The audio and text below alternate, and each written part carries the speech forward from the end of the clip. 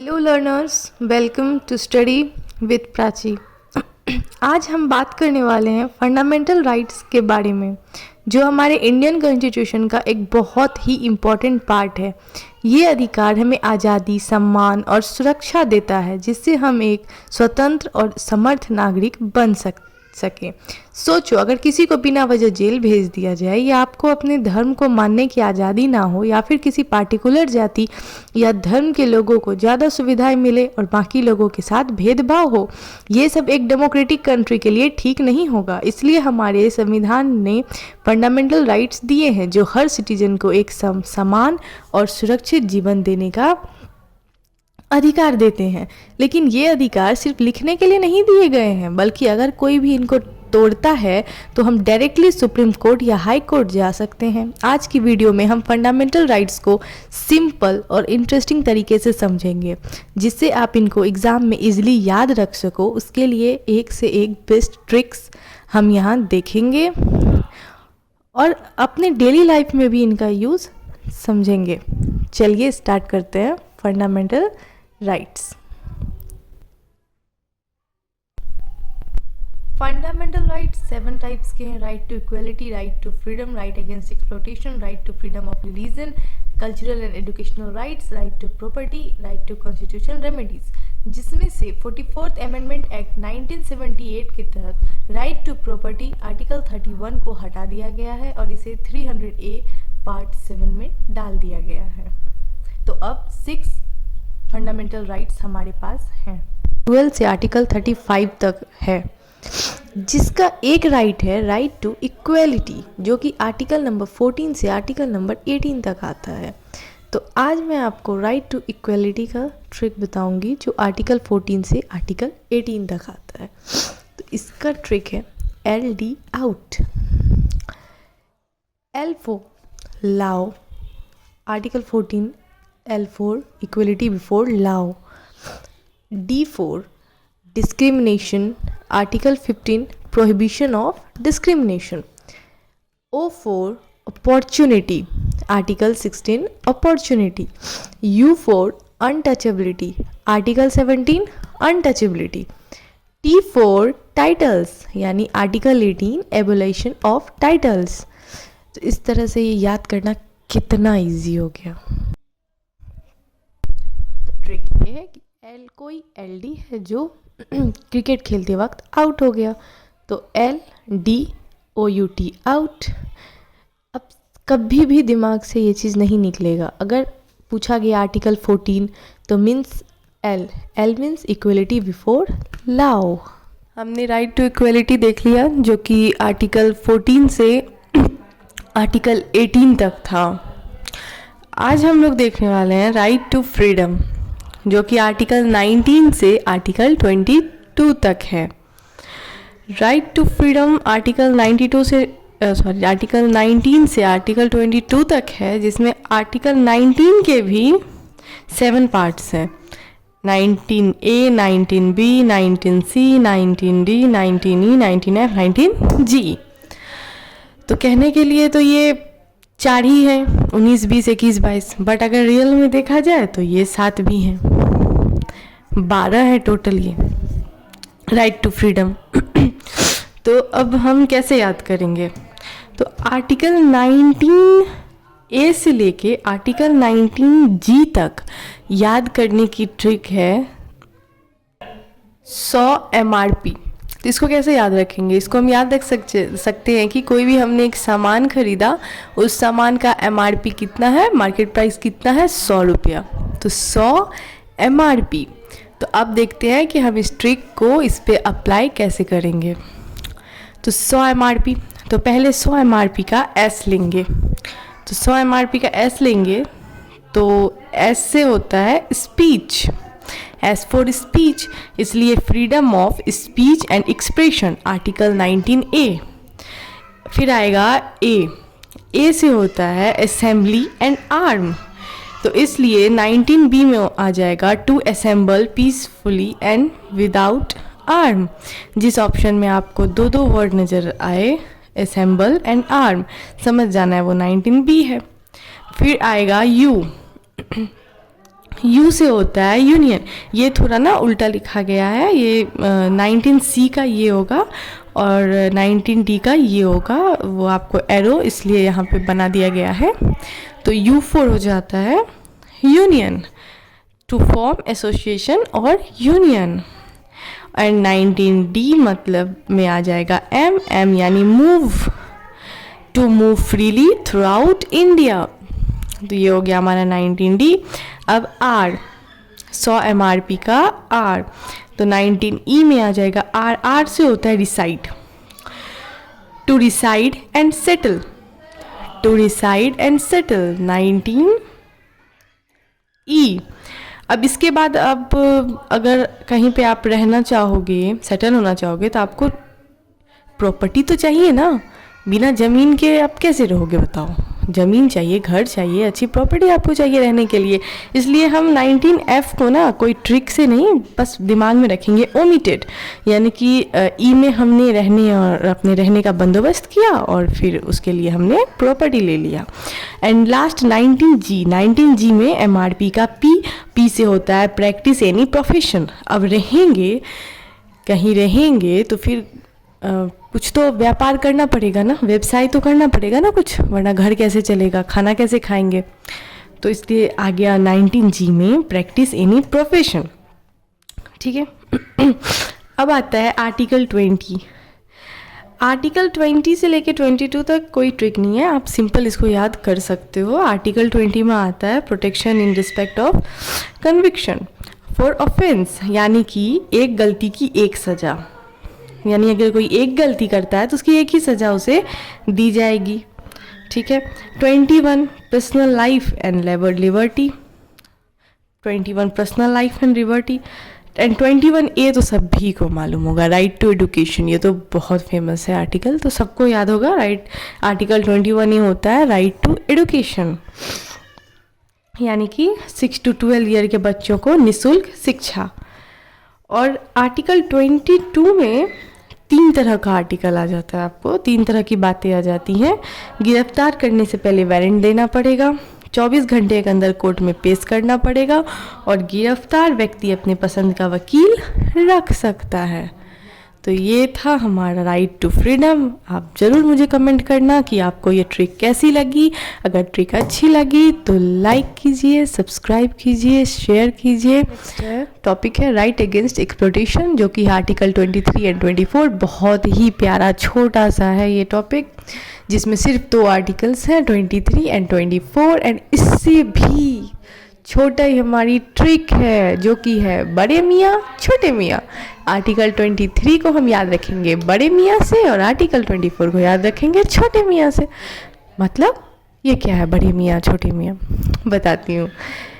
बड़े मियाँ यानी कि 14 साल या फिर हम कह सकते हैं 18 साल से जो ऊपर का ना आदमी है, वो आ जाएगा आपको बड़े मियाँ में, और 14 ईयर्स तक और उससे जो छोटे बच्चे हैं वो आ जाएंगे छोटे मियाँ में। यानी कि आर्टिकल 23 में दिया हुआ है ज़बरदस्ती, श्रम एवं बेरोजगारी, ह्यूमन ट्रैफिकिंग, फोर्स्ड लेबर, किनका? बड़े लोगों का। क्या बड़े लोगों से नहीं करवा सकते हो, ज़बरदस्ती नहीं करवा सकते हो, फोर्स्ड लेबर नहीं करवा सकते हो। और छोटे मियाँ में है एम्प्लॉयमेंट ऑफ चिल्ड्रन, यानी कि 14 वर्ष से कम उम्र के बच्चों को खतरनाक काम में नहीं लगाया जा सकता, जैसे खदान या कारखाना।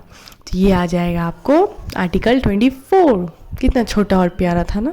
लास्ट हमने क्या देखा था? लास्ट हमने राइट अगेंस्ट एक्सप्लॉयटेशन देखा था। उसके बाद आज हमारा टॉपिक है right to freedom of religion, जो कि है आर्टिकल 25 से आर्टिकल 28 तक। तो इसको हम लोग कैसे याद करेंगे? इसकी ट्रिक है कौन मैन टैक्स अटेंडेंस, यानी कि आप याद रख लो कौन आदमी टैक्स अटेंड करता है, तो कौन मैन टैक्स अटेंडेंस। तो ये अप्लाई करके देखते हैं, फिर समझ में ज़्यादा आएगा।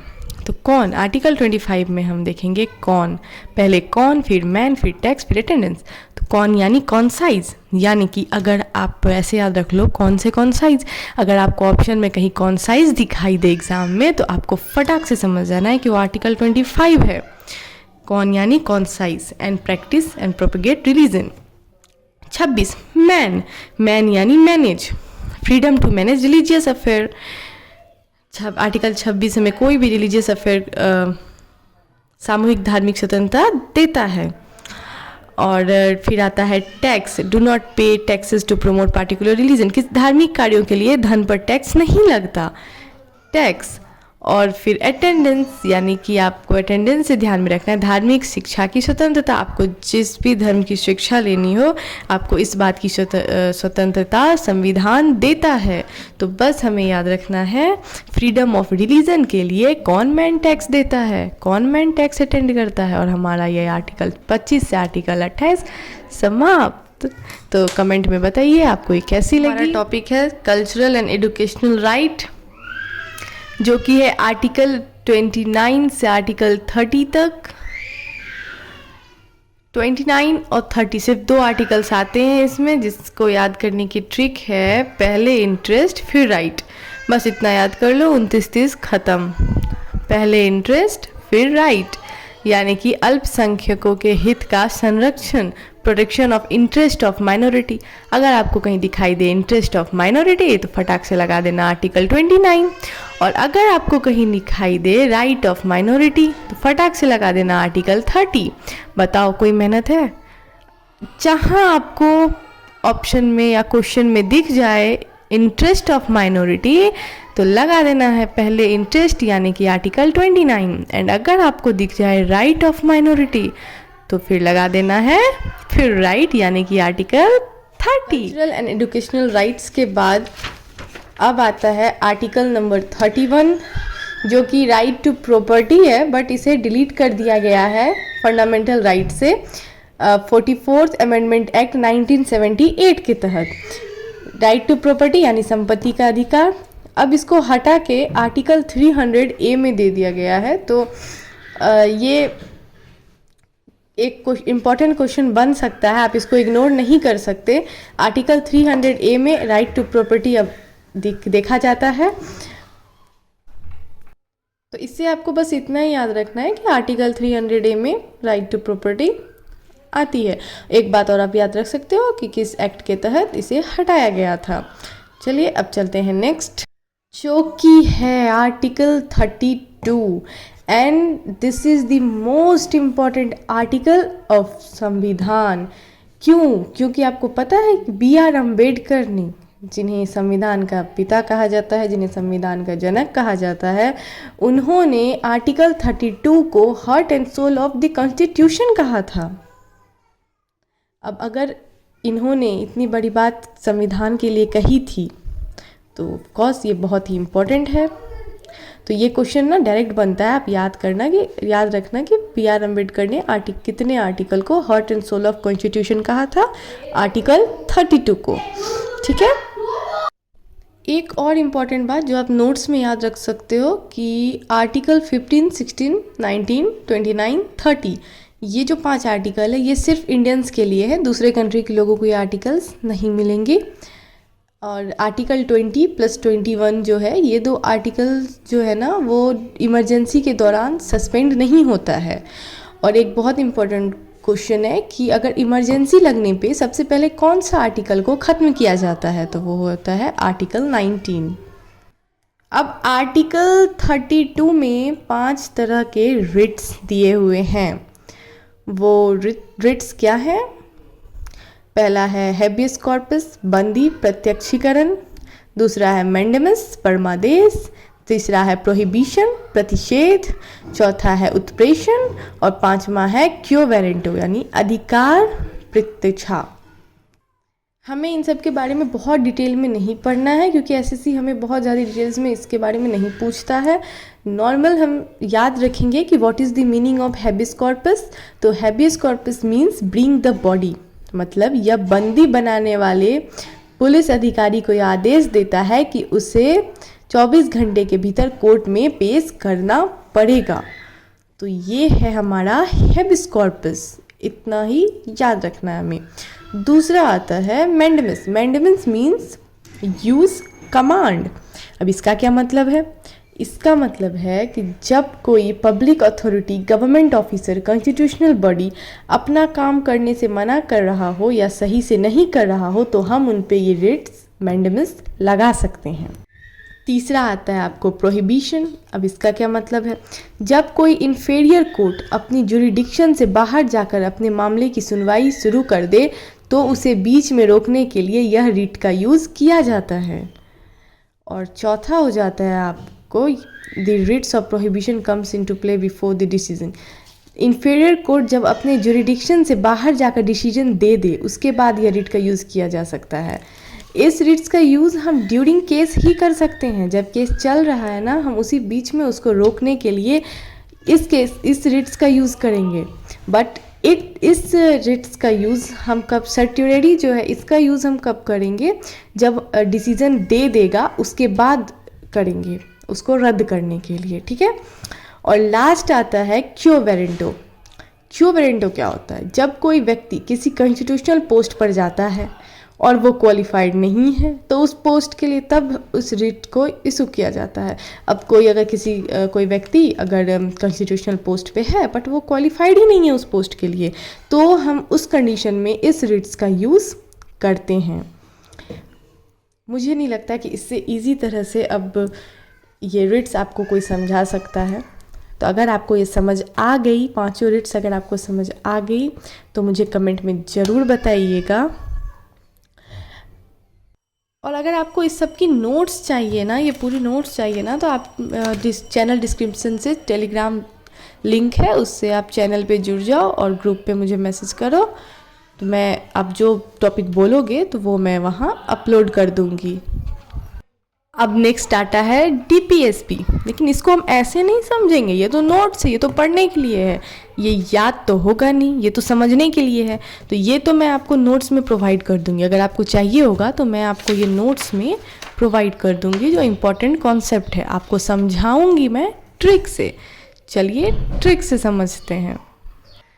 और इसके लिए ना मैंने इसकी जो ट्रिक्स है इसके लिए मैंने अलग से वीडियो बना के अपलोड किया हुआ है, आप जाके देख सकते हो वो वीडियो। तो यहाँ पे रिट्स के साथ हमारा फंडामेंटल राइट्स टॉपिक ख़त्म होता है। अब आप मुझे बताइए कि आपको ये कैसी लगी। अगर अच्छी लगी और आप चाहते हो कि मैं ऐसी शॉर्ट ट्रिक्स आपके लिए बनाऊं तो प्लीज़ आप मुझे सपोर्ट करो, सब्सक्राइब करो, शेयर करो, ताकि मैं भी आपके लिए डेली कुछ ना कुछ नई ट्रिक्स को डिस्कवर करूं और आप तक पहुंचाऊं। तो इसी के साथ हमारा फंडामेंटल राइट्स होता है ख़त्म। मिलते हैं अगली वीडियो में, तब तक के लिए happy learning. See you in the next video. Bye bye.